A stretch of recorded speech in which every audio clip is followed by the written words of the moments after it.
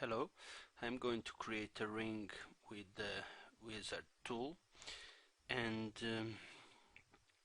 for example I want to change to Europe measure size number 12, and from now on this tool always will remember the last size used. For example, I will change to USA number 9.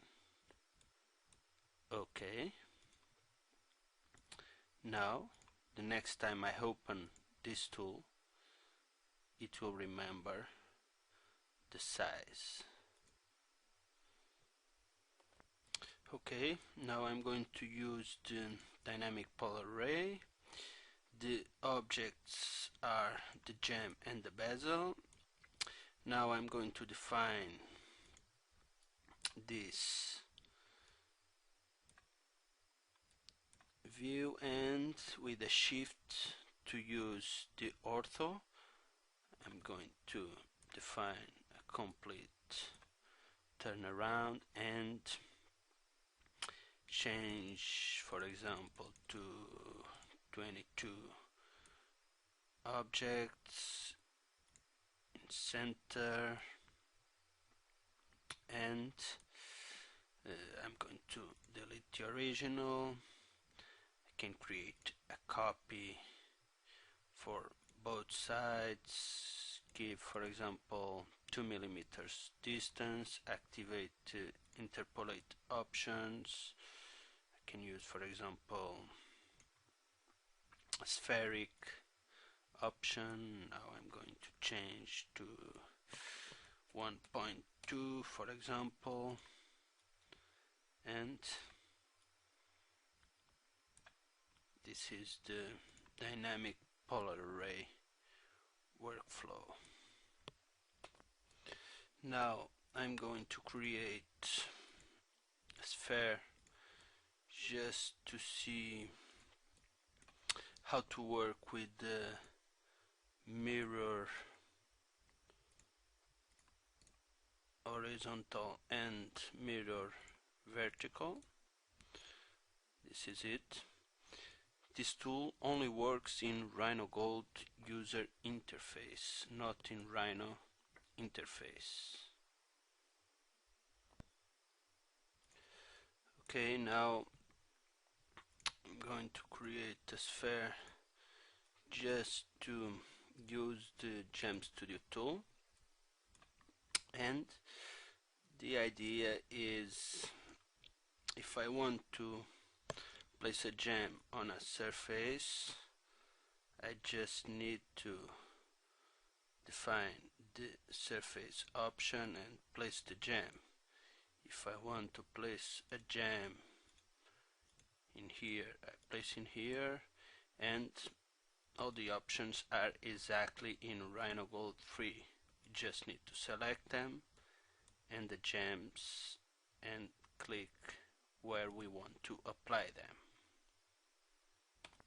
Okay, now I'm going to create, for example, a signet ring. Just use this shape, and now I can select the object in here or in the browser. Just need to go here and it's selected. If I want to change or edit the object, double click, and for example I want to change the size in here. Okay, let's change it, and we can always select the ring in the browser.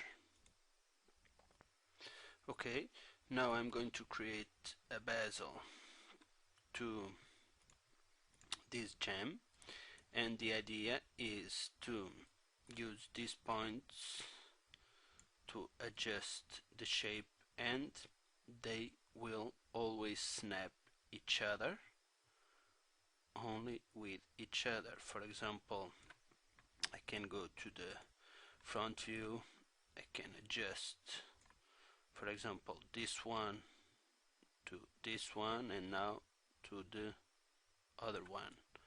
So can do it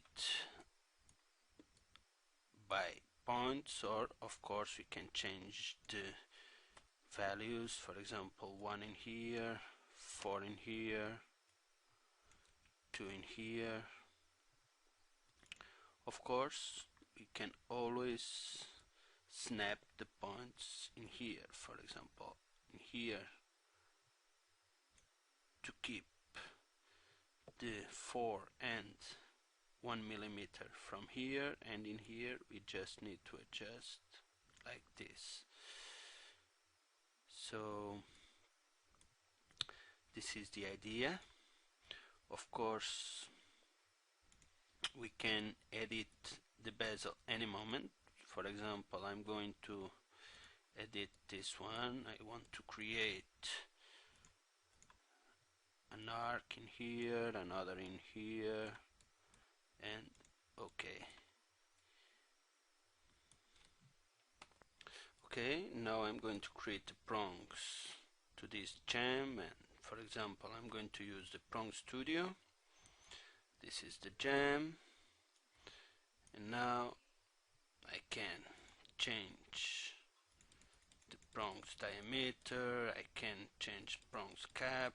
If I want to rotate the prong, I can use this gimbal, and if I press shift I will rotate all the prongs at the same time. Without shift I just move one. With shift I move all of the prongs. And of course, to edit the prongs we can edit in here. We can press F2, or we can go to the browser, and here we have the prongs, individual each prong, and to edit them we just need to double click, select the prongs to edit, change the diameter, for example this, and cap 8. Of course we can edit all the parameters any moment in the browser. Okay, now I'm going to create a head studio. This is the jam. Now I can edit the prongs with shift to move them all. I can select with shift all the profiles to change the diameter, for example 1.2, and to edit the rails I just need to go to this tab, and now I define the number of rails. I select one rail and can move, can change the values. Of course with shift I select both and can change the profile, for example square. Here I can edit the rail shape,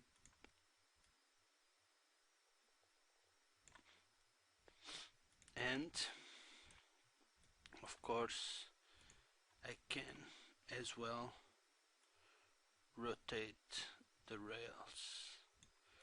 Remember, one click just to edit one, and click with shift to select both. To get back to the prongs, change the tab, and we are working with the prongs. For example, to change this to here, and